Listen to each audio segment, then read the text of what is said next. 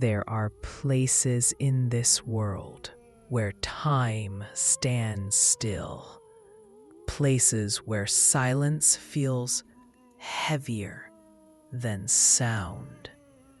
And if you listen closely, you will hear whispers that are not your own.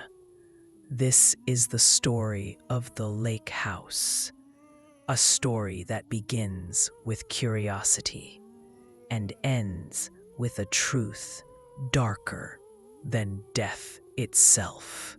It was autumn when David, a writer struggling with his new book, received a strange letter. The letter was unsigned, but it invited him to spend a few weeks in a secluded house by Blackwood Lake. The words were simple. Stay here. Find your inspiration. The house will give you what you seek. David laughed at the mystery, but he was desperate. So he packed his things and traveled to the lake. The house was old but beautiful. Wooden walls, large glass windows, and a wide deck facing the silent black waters of the lake. But the moment David stepped inside, the air felt wrong. Cold, heavy, as though the house was holding its breath. David settled in, writing through the night. But as the clock struck 3 a.m., he heard it. Whispers. Soft, almost like the wind.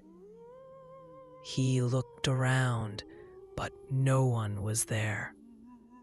The whispers grew louder near the walls, and when he pressed his ear against the wood, he swore he heard voices speaking his name. The next morning, he brushed it off as exhaustion. But the whispers came again the following night. And this time, he understood the words. We see you. We remember you. David's hands shook as he lit every lamp in the house. But shadows still moved, even when there was no light. Determined to understand, David explored the house. In the basement, he found old photographs of a family. A man, a woman, and 2 children. But their faces were scratched out. Deep cuts over every smiling face. In a drawer, David discovered newspaper clippings. Tragedy at Blackwood Lake, family disappears. The article said the father had gone mad one night. He drowned his children in the lake, then hanged himself in the house. The bodies were never found. As David read, the air grew colder, and in the reflection of the basement window, he saw the faint shape of 2 children standing behind him. Every night, the house became more alive, footsteps on the stairs, doors creaking open on their own, the sound of water dripping, even though the pipes were dry, and the whispers, always the whispers. Sometimes David heard them laughing, other times they screamed. One night, he woke up to find wet footprints leading from his bed to the deck outside. When he followed them, he saw ripples in the lake, as if something had just slipped back beneath the surface. He wanted to leave, but when he tried to open the front door, it wouldn't move. The windows wouldn't break. The house wouldn't let him go.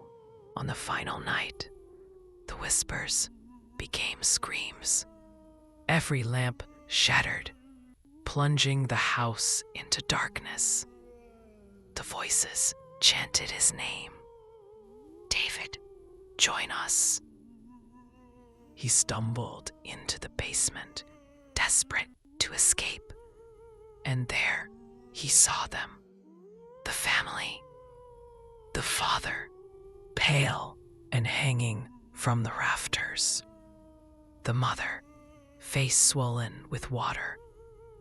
And the two children, dripping wet.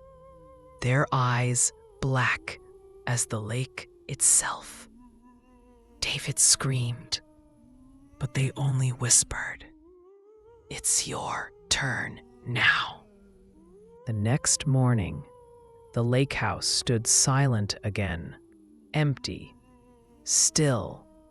But if you walk past it, you might hear faint typing from inside, because at a desk near the window sits David, his body pale, his eyes lifeless, yet his hands move across the typewriter, endlessly, writing the same words.